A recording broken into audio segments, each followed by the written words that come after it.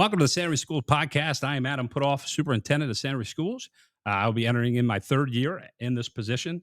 Was previous elementary principal and a 8th and ninth grade American history teacher.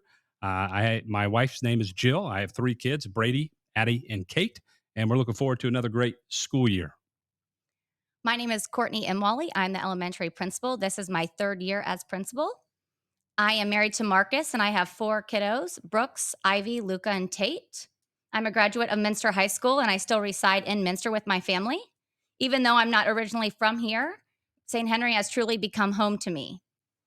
This is Eric Rosenbeck, high school principal at St. Henry. This is my 13th year as the principal of St. Henry. My wife and I continue to live in St. Henry, where she's originally from, and we have six kids: Tyson, Eli, Emmett, Trey, Tatum, and Ensley, and we're looking forward to a great school year ahead.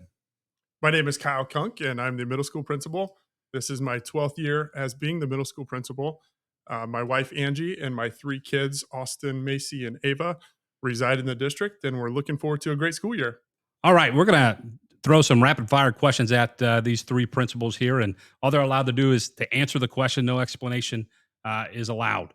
So, very first question: white or red? Red. Red. Red. Coffee or pop? Coffee. Coffee. Pop. Ugh. All right. What is your favorite school subject growing up? Language arts. Band. Math for sure. Math for sure. PE for me. One word to describe this upcoming school year. Excited. Energy. Fun. Motivated.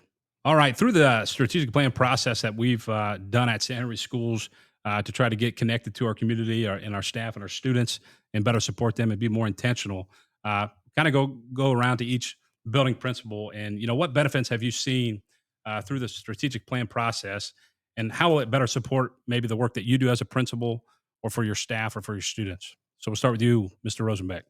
I think you nailed it whenever you said the word intentional. I feel like the direction that we're going is intentional, and as a result, it's going to lead to hopefully continued success. I was really impressed last year by the students and staff alike, whether it was the district pep rallies that we had or some of our great results on the state testing. I think a lot of that had to do with the strategic plan and the intentionality behind it. So those are some of the things I'm looking forward to building on for 25-26. Awesome. Mr. Kunk? Yeah, so through this process, we've had a lot of dialogue. And as we're going through it, I feel like we identified a lot of awesome things that we were already doing, and we can kind of continue to implement those into the strategic plan. So I feel like some of the strategic plan was kind of already there, and us to be able to identify those great things that already were happening through the dialogues that we had, and being able to steal some ideas from the elementary and being able to steal some ideas from the high school, and to kind of have that one common vision. I think it's going to definitely set us up for success for the 25-26 school year. Ms. Imwai? Yeah, the elementary really had great conversation and a lot of good discussion about what our needs are for this upcoming year. So we talked a lot about aligning curriculum, making sure everyone gets the professional development that's needed. So now that everyone's on the same page, we're really looking forward to rolling all of that out this school year. Very good. And again, I think the common theme that I consistently hear is purpose, intention, meaning behind the work that we're doing, because the work that we're doing is good, but just ensuring that it's aligned with the values of all the stakeholders within our community. All right, through the process of the strategic plan, it's also developing goals that align themselves to the priorities that we've established through this process. So I'm going to have each building principal share maybe one of the goals in which they're looking at for this school year. And we'll start with middle school principal Kyle Kung. All right. So having the opportunity to work closely with the people in my building, we kind of talked about identifying some ways to celebrate our successes. So it's been pretty neat over the last couple of years. We had what we call family time. So within this time, we kind of gather kids together, and they're with an identified teacher. So they work on arts and crafts, or they work on fantasy sports, or they play cards, or they play board games, just to kind of relax them a little bit and kind of help them through the growth process or whatnot. But one of the things that we talked about was implementing a time called Tomahawk Time. So basically what we're going to do is we're going to get our entire building together, and we are going to celebrate the successes that are happening within our building. So whether that's, students of the month that are earning tomahawks that are putting on the big Redskin heads in our building, or whether that's identifying, some other great things that are happening, such as, our honor band students, or maybe it's our student athletes and just stuff like that. But we're gonna take some time to celebrate those kids. So I'm really looking forward to that. We'll have some minute to win it games. So it'll kind of be like our pep rallies that we did last year. And we'll send them off to family time for, to have that time as well. So really looking forward to that. Awesome. Mr. Rosenbeck? Yeah, one of our goals is going to be to take a look at and evaluate the staff's potential for College Credit Plus credentialing, and just our overall course offerings / electives. Again, it comes back to the strategic plan and just a lot of the feedback that you, Mr. Puthoff, as well as myself, received in some of those listening sessions. These seem to be a pretty big deal to the community, and these are things that matter. So we want to do our best. Obviously, we're a small district with limited resources, but to use those to the absolute best of our ability to get the most bang for our buck is a big deal. And so, what comes of it, I guess we shall see. But we're going to jump in. It's on the first day agenda with the teachers to discuss this, and it's going to be something that we're trying to build off and create and move forward with. Good. Ms. Emily? Yeah, and one of our goals is aligning our curriculum. So this year, we're excited to implement the U-Fly Phonics program. Our kindergarten through second grade teachers have completed training, and we had a lot of collaboration to bring this program to life. So I'm really looking forward to watching the students grow and succeed with this program. Every new school year comes with changes and new initiatives or approaches to different things that we do within our buildings and within our district. So we're going to allow each building principal to kind of talk about maybe one change or initiative within your building that excites you for this upcoming year. So, Ms. Imwali? This year, we're continuing to build on our MTSS process, our multi-tiered system of support. We're doing this by making sure teachers have the right tools to identify student needs early. We have an intervention specialist liaison that we started this past year that has really worked well, and we're going to continue to provide supports and track progress. And then our MTSS team will meet once a month this upcoming school year to collaborate and plan the next steps. Awesome. Mr. Rosenbeck? I'm most excited about Mr. Gass's leadership class. It's been something he's been really passionate about and talked about the last several years, and we were able to work that into his schedule, kind of piggybacking off what I said earlier on new course offerings and CC plus credentialing. I think he's a great leader. I love what he does with his culture and the baseball program in his classroom. So for him to lead a leadership class, I think will be really, really good stuff. And I plan on visiting quite a few times myself to learn from the man. Nice.